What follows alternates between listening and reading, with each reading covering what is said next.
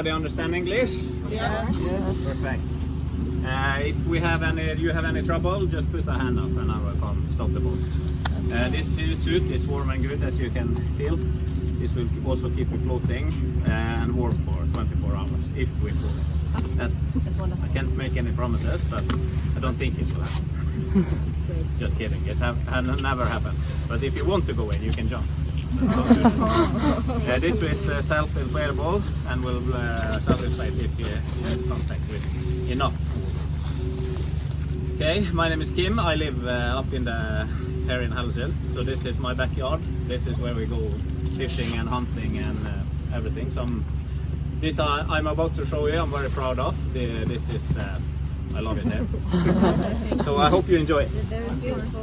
Thank you.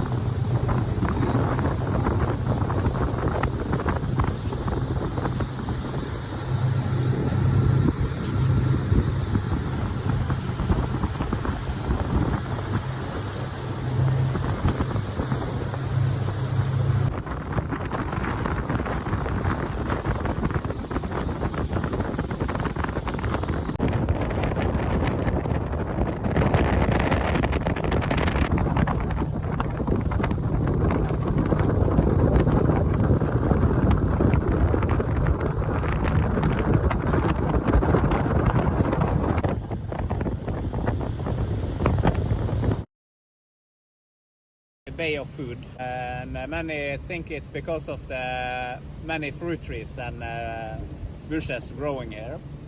But that's another reason for that, and that is because the conditions here with the sun is here very early in the spring, and the soil is very good. So it's a very nice growing conditions.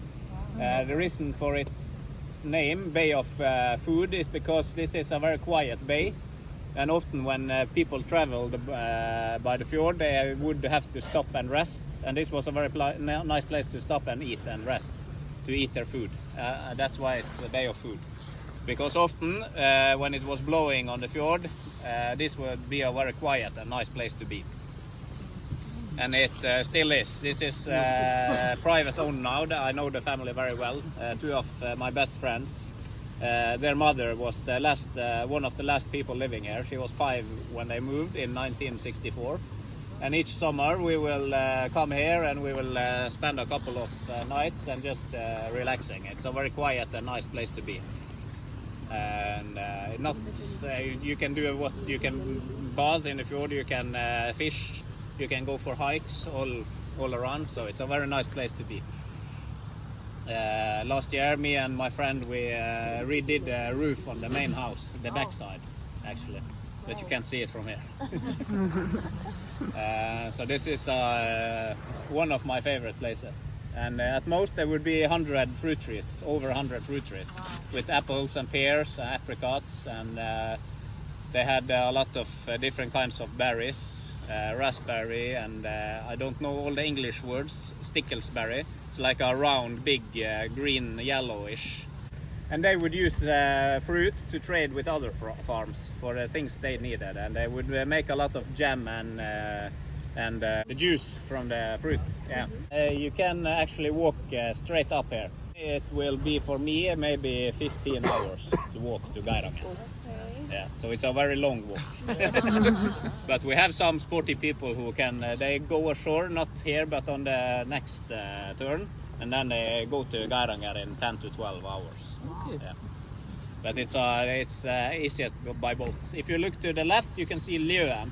That's the place where the people in the fjord, a lot of them went to school back 100, 200 years ago. And the only way to get there was by boat, rowing. by boat. And when they went to school, they would go and they would stay for maybe a week, maybe 2 weeks, depending on what they were supposed to learn and weather conditions. A lot of the time, weather conditions was the reason for being longer or cutting shorter. Yeah.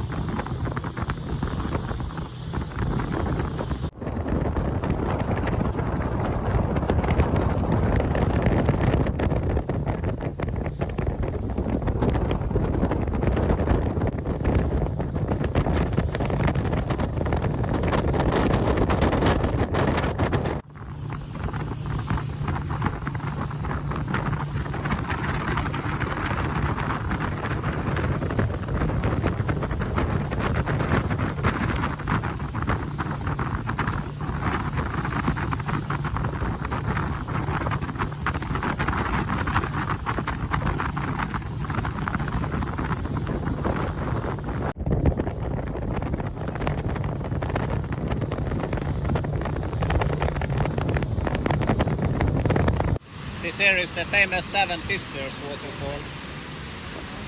Maybe only 6 of them today because of the lack of water in the mountains now. The waterfalls will be a lot bigger in the spring with snow melting. And it's quite a bit into the summer, but then as the summer passes and Easter come, it will be very little other than the rain water coming down. But the waterfall on the other side of the fjord, that one is fed by a lake in a valley behind. So that will be the same size all year, except when it's freezing and when it's heavy rain or a lot of snow melting, then it can be twice the size. If you look straight ahead now on the cliffs, you can see the mountain farm is straight ahead from the boat, 250 meters up. You will see the mountain farm of Skageflå. Back in the days, there would be 120 animals in that farm, and one family, and at most they would have like 10 or 15 people working with them. And you can probably wonder where they would get the food for all the animals. If you look at the houses, then you can see like a line.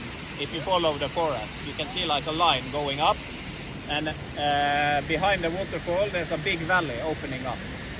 So that's the valley of Skagedal.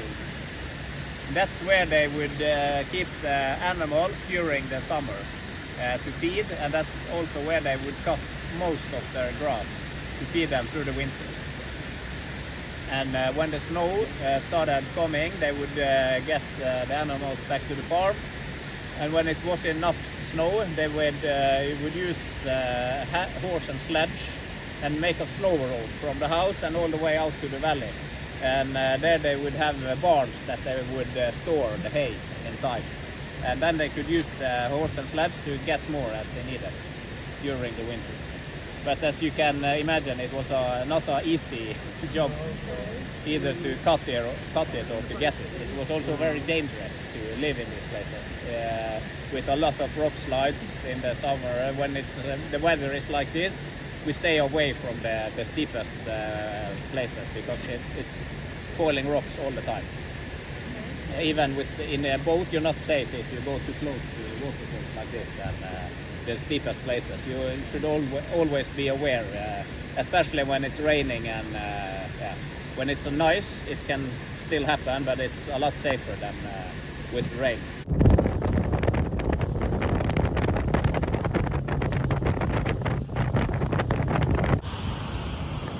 And they would have like a small wagon with wheels that they hung onto the cable and they pulled it up with the supplies. Could bring it also down if they need that. And if you look straight ahead now, up into there's actually some people up there. Oh yeah. Can you see them? Yes.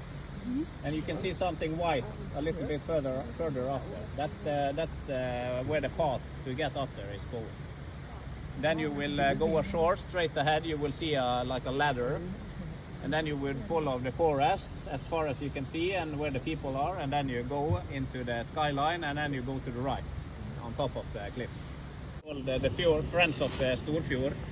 And each year they use a lot of resources, money and manpower to maintain and to fix a lot of the mountain farms.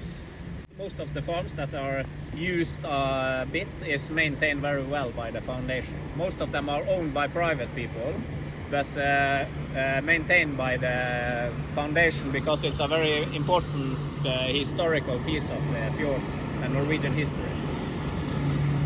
So they are very well maintained, living there, because of falling out from cliffs, falling into the river.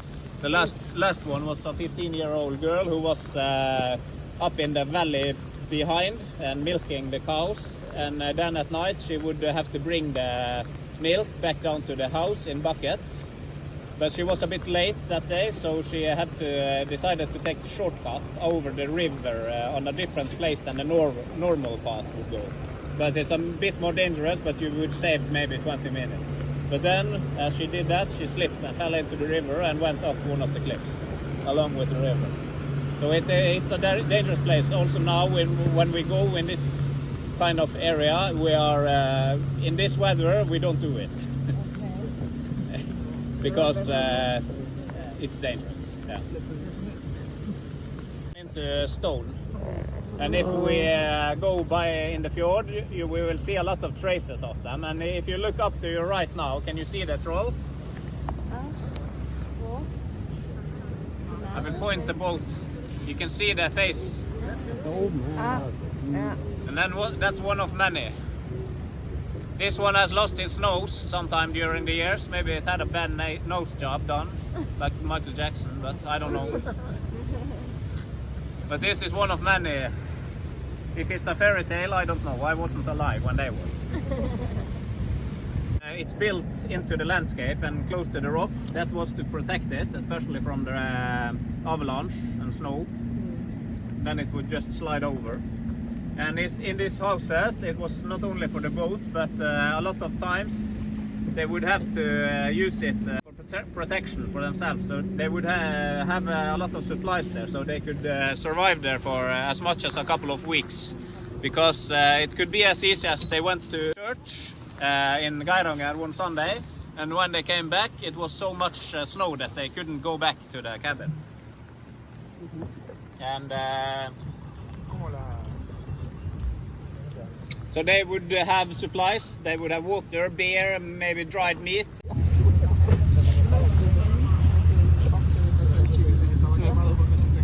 There's a lot of eagles in the fjord, but not often that we can see them. But when we first do, I will go a little bit closer to it. Yes.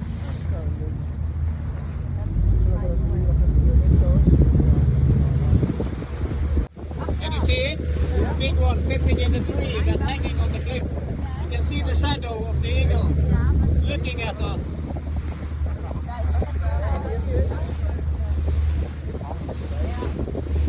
And now you can start to see how big it is.